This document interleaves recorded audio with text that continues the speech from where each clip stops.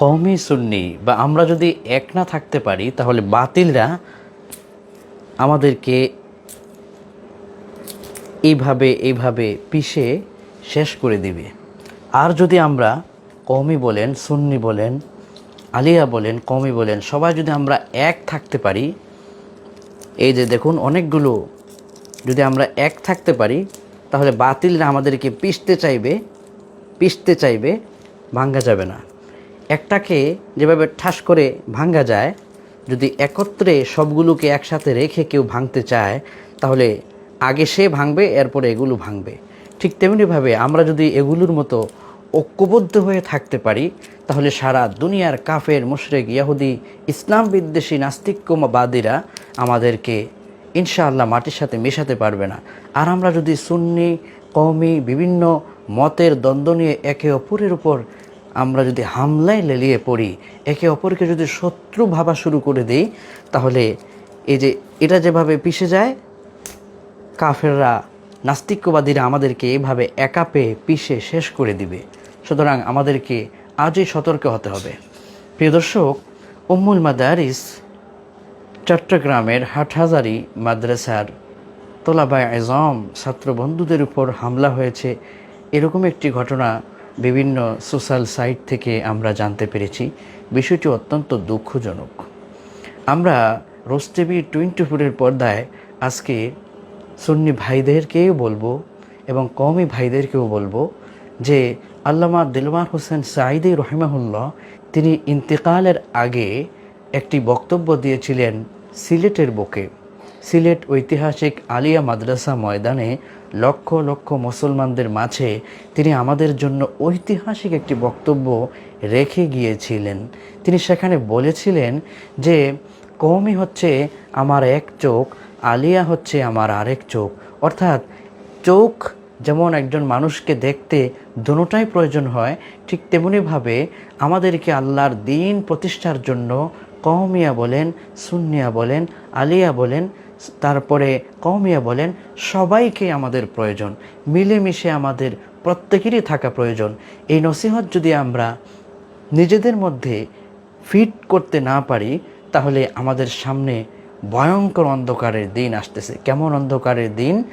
প্রিয় দর্শক, গণ অভ্যুত্থানের পর বাংলাদেশে একটি নতুন করে সূর্য উদিত হয়েছে, যেখানে আলেম ওলামাগণ, সুন্নি বলেন, কওমি বলেন, সবাই কিন্তু অনেক বড় দূরত্ব ভুলে গিয়ে একেবারে কাছাকাছি এসেছেন এবং ঐক্যবদ্ধ হয়েছেন।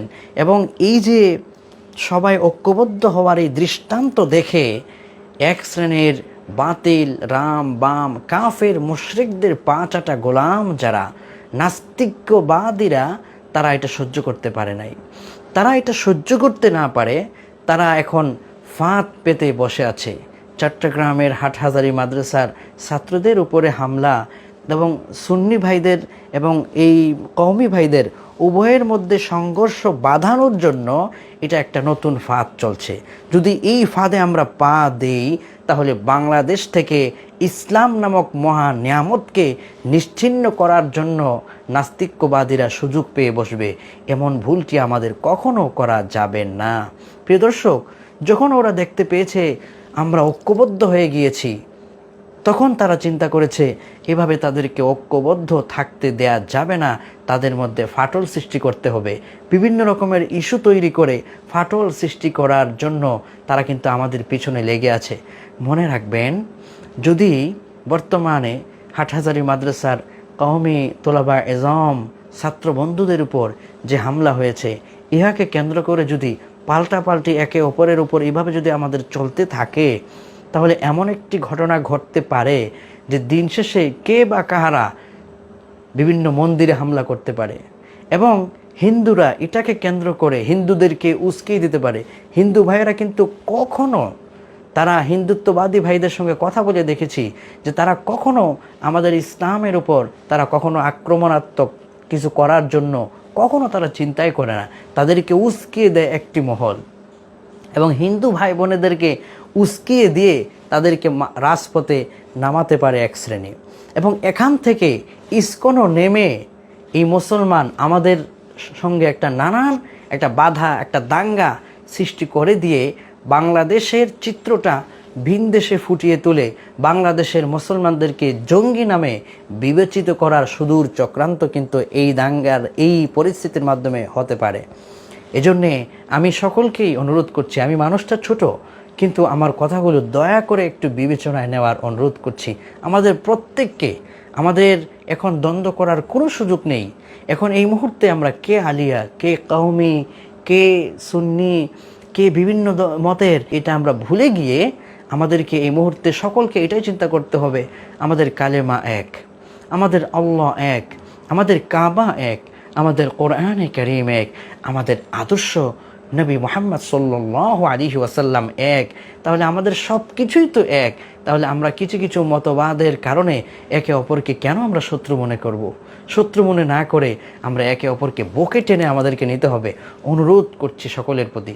আল্লাহ সুবহানাহু ওয়া তাআলা মহাগ্রন্থ কোরআনে কারীমে তিনি ঘোষণা করেছেন, ইন্নামাল মুমিনুনা ইখওয়া, তোমরা মুমিনগণ একে অপরের তো ভাই, রক্ত, তোমার জীবনের হৃৎপিণ্ড, তোমার জীবনের কলিজাটা, তোমার হার্ট তোমার কাছে যতটা গুরুত্বপূর্ণ, তোমার আরেক ভাইয়ের জীবন তোমার কাছে ততটা গুরুত্বপূর্ণ।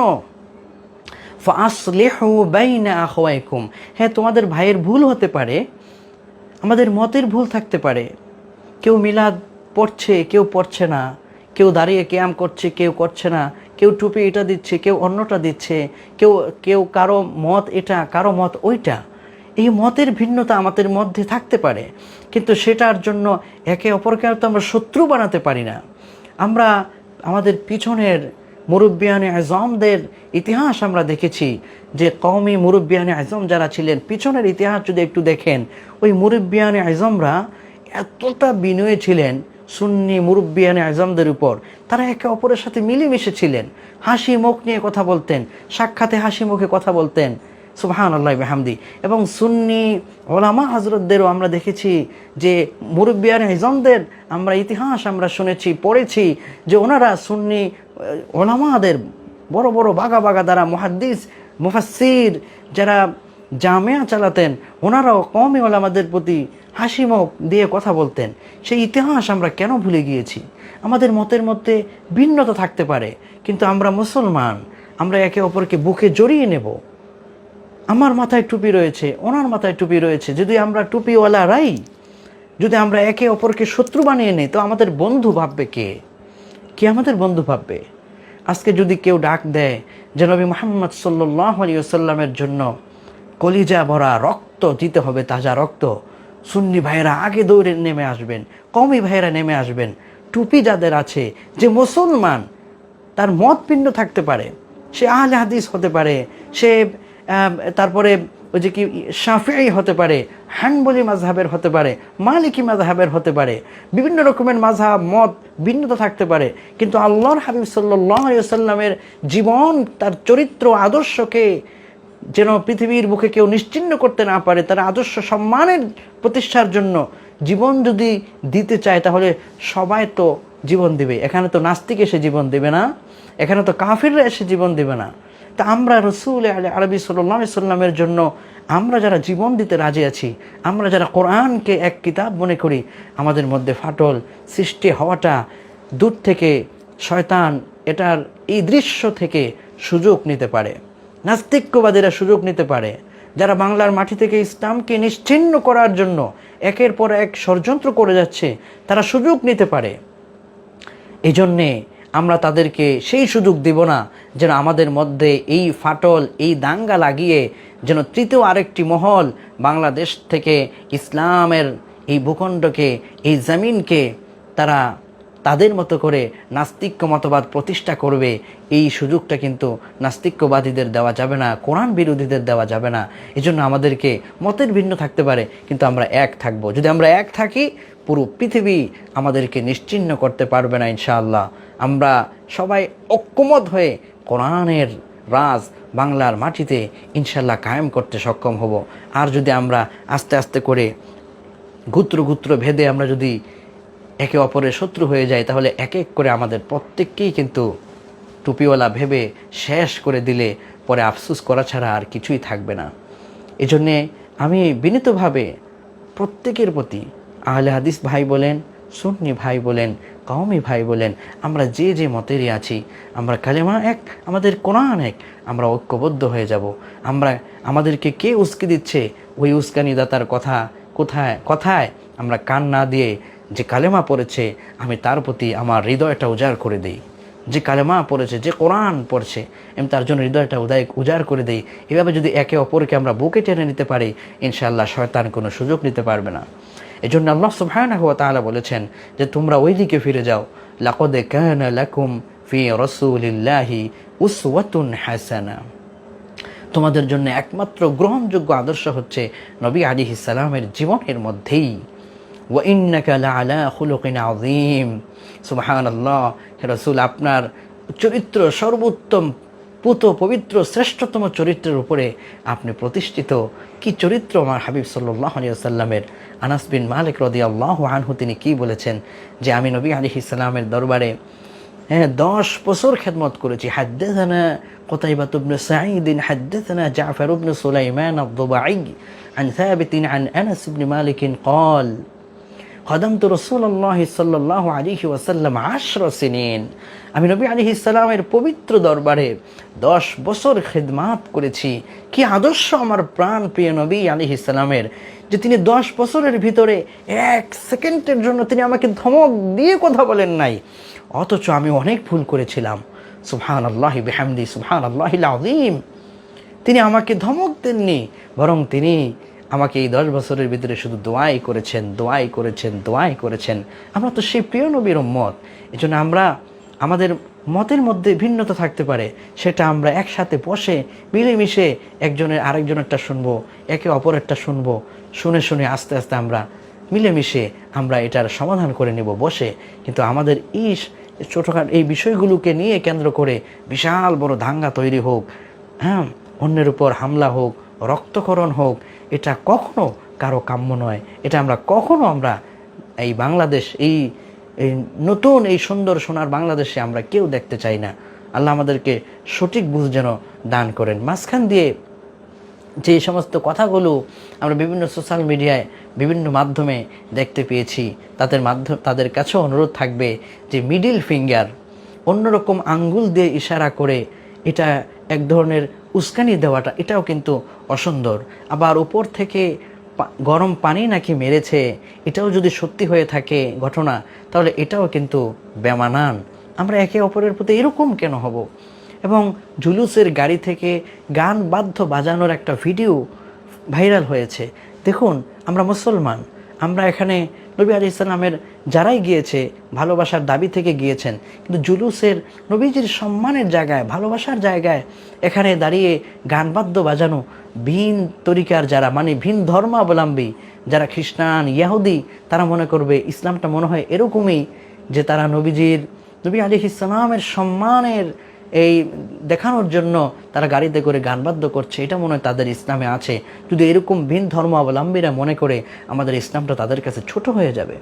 আরও তারপরে হচ্ছে যে জুলুসের পিক আপ থেকে দূর থেকে আরেক কওমি ভাইকে দেখে ওয়াহিব্বা বা এই যে শব্দগুলো, আমাকে ক্ষমা করবেন, এই যে শব্দগুলো, আমরা কিন্তু সবারই মাথায় টুপি আছে, আমরা একে অপরকে এভাবে না বলি। আমি অনুরোধ করছি যে ফাত্তাকুল্লাহ, আমরা আল্লাহকে ভয় করি, এবং ওয়াসলিহু যাতা বাইনাকুম, আমাদের মধ্যে যদি কোনো ভুল থাকে একে অপরকে আমরা পরিশুদ্ধ করব।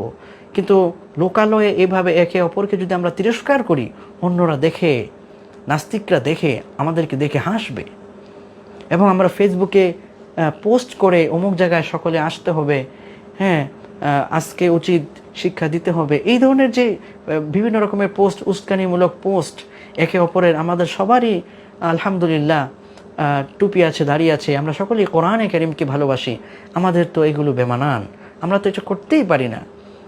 যারাই করেছে, যেভাবেই করেছে, আমি সবাইকে অনুরোধ করছি যে আমরা একে অপরকে বুকে জড়িয়ে নেই। একে অপরের প্রতি হিংসা, বিদ্বেষ, এগুলো শয়তান যখন আমাদের হৃদয়টাকে দখল করে নেবে, তাহলে আমাদের হৃদয়ে যদি শয়তান বাসা বেঁধে নেয়, আমাদের মধ্য থেকে যদি ভালোবাসা উঠিয়ে নেওয়ার জন্য শয়তান যদি জয়লাভ করে, তাহলে আমাদের বাংলাদেশের আলেম ওলামাদের এই ময়দানে বিশাল এক বড় ক্ষতি হয়ে যেতে পারে, যেটা কখনোই কেউ কামনা করে না। এজন্য আমি অনুরোধ করব, আমরা কেউ কাউকে ওয়াহাবি বলে, অমুককে আবার গরম সুন্নি, মিষ্টি সুন্নি এভাবে বলে মানে কাউকে কাউকে আমরা এভাবে মানে তিরস্কারমূলক এমন কিছু শব্দ আমরা চয়ন করব না এখন থেকে ইনশাআল্লাহ।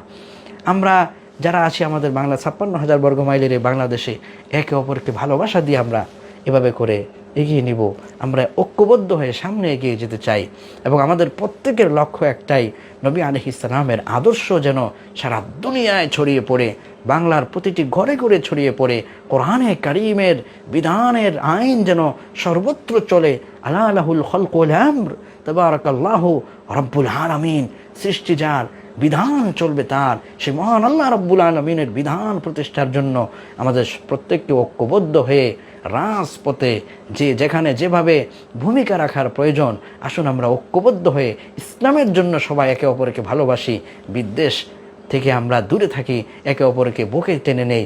আল্লাহ আমাদের প্রতি রহম করুন, আমাদের বাংলাদেশের প্রতি রহম করুন, আলেম ওলামাদের প্রতি রহম করুন, সাধারণ মুসল্লিদের প্রতি রহম করুন, রোজ টিভি 24 পর্দায় যারা আজকে দেখছেন সবার প্রতি রহম করুন। আমিন। আসসালামু আলাইকুম ওয়া রাহমাতুল্লাহি ওয়া বারাকাতুহু।